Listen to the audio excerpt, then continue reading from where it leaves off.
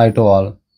Yesterday మన Telangana police, Hyderabad police ఏం చేశారంటే ఒక ప్రెస్ కాన్ఫరెన్స్ పెట్టి ఇదేమంటారు పైరసీ గురించి జరిగే ఇదేమంటారు వెబ్సైట్స్ ఉంటాయి కదా, తమిళ్ రాకర్స్ కానీ, మూవీ రూల్స్, ఐబొమ్మ, అసలుకి ఇది ఎట్లా నడుస్తుంది, ఇది మొత్తం ఏమంటారు పైరసీ ఎట్లా చేస్తారు అనేది ఒక డీప్ ఇన్వెస్టిగేషన్ చేసి వాళ్ళని పట్టుకున్నారు. యాక్చువల్లీ అందులో 100% పట్టుకున్నట్టని కాదు, అందులో కొంతమందిని పట్టుకున్నారు. అయితే దీనికి వీళ్ళు ఏమంటారు 23 నుంచి 2 ఇయర్స్ ఏమో చాలా ఇన్వెస్టిగేషన్ చేసి ఒక 2 crores ఏమో ఖర్చు పెట్టారంట గవర్నమెంట్ ఇదంతా ఆపరేషన్కి. 2 crores ఖర్చు పెట్టి ఇలా ఇట్లా పట్టుకున్నామని చెప్పారు. అంటే అంత ఖర్చు అవుతుంది ఆపరేషన్ అన్నప్పుడు ఆబ్వియస్లీ. అయితే ఇది ఏమంటారు ఓన్లీ పెద్ద పెద్ద సినిమాలకి చాలా హెచ్డి ప్రింట్లు గిట్ట హ్యాక్ చేసేసి సర్వర్స్ని రిలీజ్ చేస్తున్నాయి అన్నమాట. ఇలా మన తెలుగు నుంచి అయితే దిల్ రాజు ఏమో ప్రొడ్యూసర్ హెడ్ కాబట్టి ఆయన, మళ్ళా సిమి ఆనంద్ పోలీస్ హెడ్ అయినా సార్, చాలామంది ఉన్నారు.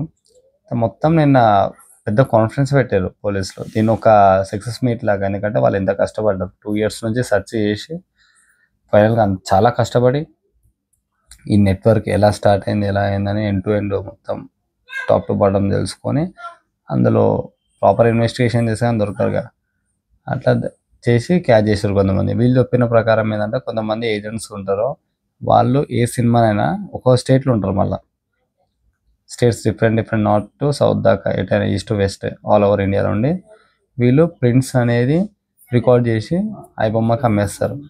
ఇది డిపెండ్స్ ఆన్ సినిమా. చిన్న సినిమా అయితే 10-20 వేలు, పెద్ద సినిమా అయితే 50 లక్షల వేలు, 2 లక్షలు గిట ఇట్లా వస్తాయి. అయితే వీళ్ళకి పే అవుట్ చేసి ఇట్లా ఇస్తారు.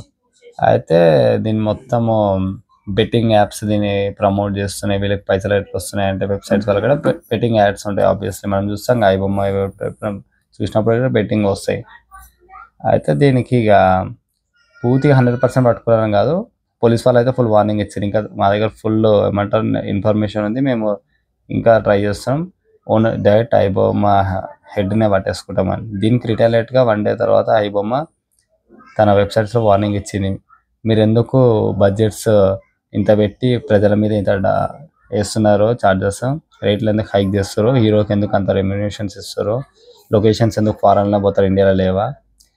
అయితే లాస్ట్కి ఒకసారి అయితే బాగా చెప్పింది, మేము మిడిల్ క్లాస్ కోసమే చేస్తున్నాం, ఇంత రేట్లు పెంచితే వాళ్ళు కొనలేరు కాబట్టి, బట్ మీరు మా జోలికి వస్తే మా దగ్గర ఫుల్ డేటా ఉంది, అది లీక్ చేస్తాము, మేము సర్వర్స్ని హ్యాక్ చేస్తాం, మేము ఎందుకు చూపెడదామంటారు. చూద్దాం ఐబొమ్మ ఏం చేస్తాం. ఇఫ్ ఇదైతే ఫుల్ టఫ్ కాంపిటీషన్, చూద్దాం.